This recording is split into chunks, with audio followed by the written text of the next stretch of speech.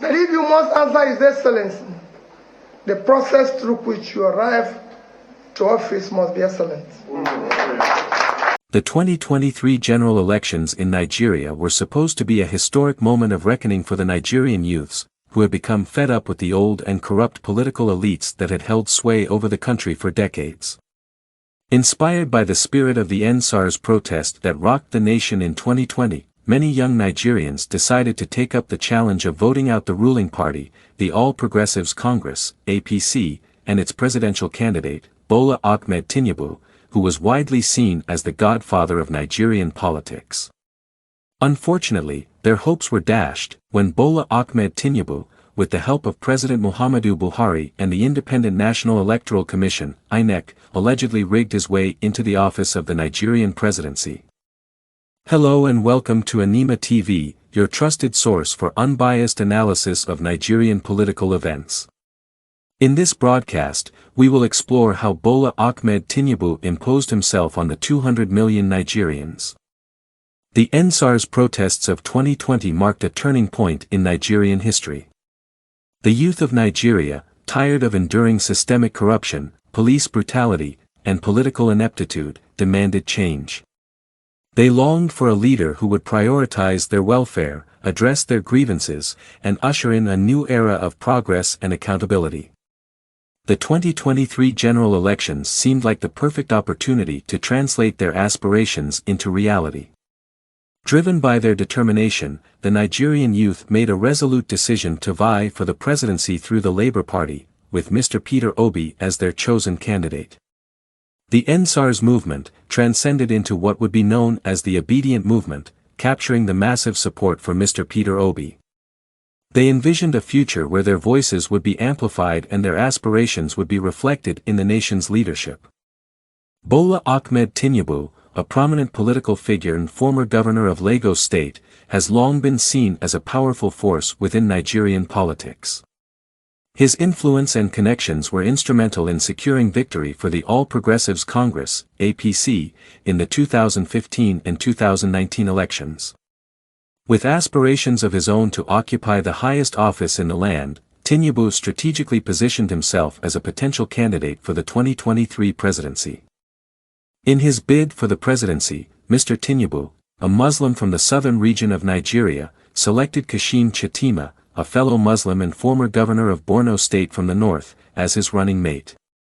This decision was widely interpreted as an attempt to win the approval of Nigeria's Muslim-majority north, which lays claim to the largest voting bloc in the country. This move drew criticism from many Christians who felt it went against the long-standing tradition of mixed-faith presidential tickets.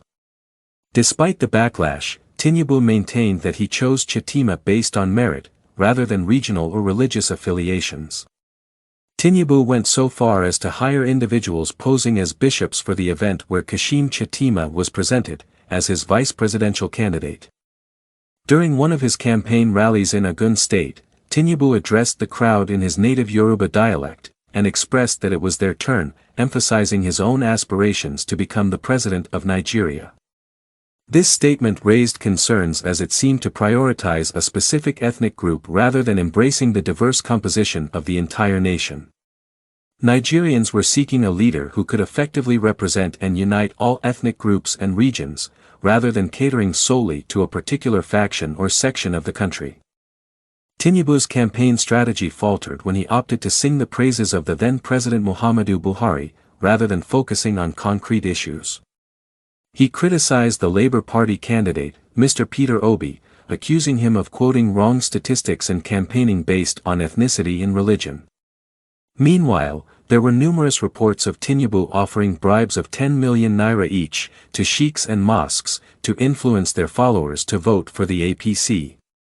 Tinubu, with the support of his followers, instigated an ethnic conflict against the Igbos and non-Yoruba residents of Lagos. This conflict arose during the process of collecting permanent voter cards, PVCs. The INEC resident commissioner in Lagos, Mr. Olusegun Ogbeja, reportedly declared the Igbos and non-Yoruba individuals as immigrants and accused them of engaging in double registration. It is believed that these actions were driven by a fear that these individuals would not vote for Tinubu. In Lagos, Tinubu's supporters, known as Agboros, issued threats to non-Yoruba residents, warning them not to come out to vote on election day, if they did not intend to vote for Tinubu. Despite these alarming developments, Tinubu never condemned these actions, allowing the touts to carry out their threats on election day. In his relentless pursuit of the presidency, Tinubu was determined to have his name announced as the winner of the election by any means necessary. He orchestrated the alleged manipulation of the Independent National Electoral Commission, INEC, knowing that the judiciary could be compromised. Tinubu's purported actions resulted in several forms of electoral malpractice, including vote buying, electoral violence, thuggery, ballot box snatching in opposition strongholds, manipulation of results at collation centers, and the failure to upload election results on the INEC result viewing portal as promised.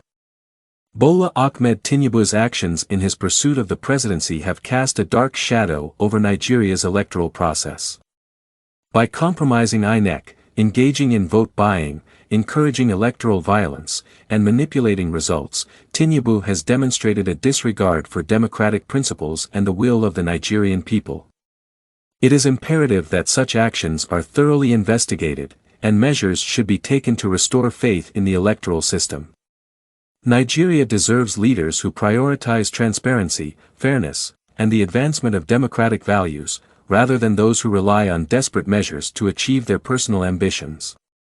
Thank you for joining us on Enimaar TV, as we delved into the controversial topic of how Bola Ahmed Tinubu imposed himself on 200 million Nigerians during the recent presidential election. We have examined the allegations surrounding Tinubu's campaign, including accusations of compromising the Independent National Electoral Commission, manipulating the electoral process, and diverting attention from policy issues. The reported incidents of vote buying, electoral violence, ballot box snatching, and result manipulation paint a troubling picture of a compromised electoral system that undermines the democratic aspirations of the Nigerian people. Furthermore, the allegations of financial inducements to religious leaders raise concerns about the role of money and manipulation in shaping voter decisions. As responsible citizens, it is vital that Nigerians hold their leaders accountable and demand transparency, fairness, and adherence to democratic principles. Nigeria deserves leaders who prioritize the best interests of the nation and its people, championing policies that promote progress, inclusivity, and good governance. Let us continue to engage in constructive dialogue, raise awareness, and advocate for a stronger democratic process that upholds the values of fairness, transparency, and the will of the people. Together, we can work towards a Nigeria where every citizen's voice is heard, and where leaders emerge through a genuinely free and fair electoral process. Thank you for watching Enimaar TV, your reliable source for unbiased analysis of Nigerian political events. Stay informed, stay engaged, and together, let us shape a better future for Nigeria.